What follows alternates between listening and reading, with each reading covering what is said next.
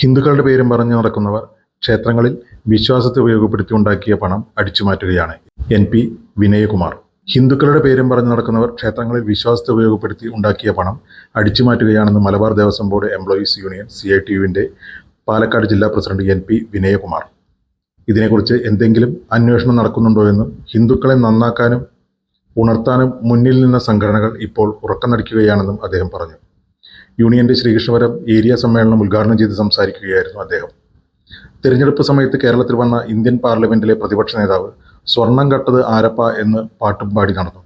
സ്വന്തം മൂക്കിന് താഴെ ക്ഷേത്രങ്ങളിലെ സ്വർണവും പണവും കൊള്ളയടിക്കുന്നത് കണ്ടിട്ടും ഒരക്ഷരം പോലും മിണ്ടാതിരിക്കുകയാണ് ഇവർ, അദ്ദേഹം കൂട്ടിച്ചേർത്തു. 2011 മുതൽ 2016 വരെയുള്ള 5 കൊല്ലക്കാലത്തെ UDF-ന്റെ ഭരണത്തിൽ മലബാറിലെ ദേവസ്വം ബോർഡിന് എത്ര രൂപയെ കിട്ടിയത് നിങ്ങൾ ആരെങ്കിലും അന്വേഷിച്ചോ? അറിഞ്ഞോ? 5 കൊല്ലം ആകെ കിട്ടിയത് 7 കോടി രൂപ.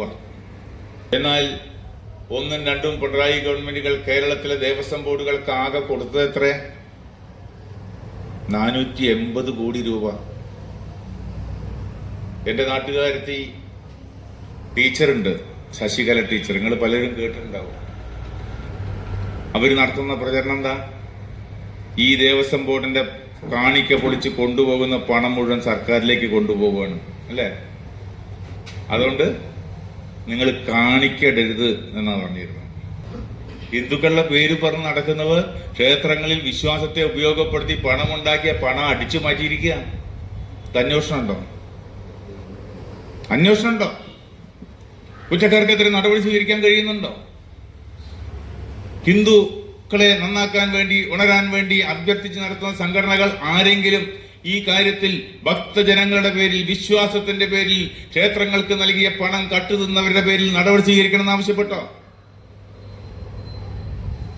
ഈ കഴിഞ്ഞ തെരഞ്ഞെടുപ്പിൽ ഇവിടെ ഒരാൾ വന്ന് പറഞ്ഞു, പ്രതിപക്ഷ നേതാവ്, ഇന്ത്യൻ പാർലമെന്റിലെ പ്രതിപക്ഷ നേതാവ്, ശബരിമലയിലെ സ്വർണം കട്ടത് ആരപ്പാ ചോദിച്ചു, അല്ലേ?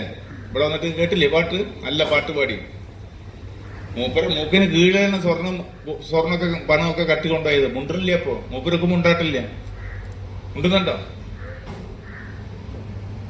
നമ്മുടെ രാജ്യത്തിന്റെ അവസ്ഥ ആലോചിച്ച് നോക്കൂ. ഹിന്ദുവിന്റെ പേരിൽ പറഞ്ഞ് വികാരമുണ്ടാക്കി അധികാരം കിട്ടി അമ്പലങ്ങളും ക്ഷേത്രങ്ങളും കൈവശം വെച്ചുകൊണ്ട് അതിൽ വിശ്വാസികൾ കൊണ്ടുപോകുന്ന കാണിക്കയും സംഭാവനകളും അടിച്ചു മാറ്റി കൊണ്ടുപോകുന്ന സാഹചര്യത്തിലേക്ക് നമ്മുടെ രാജ്യം വരുന്നു.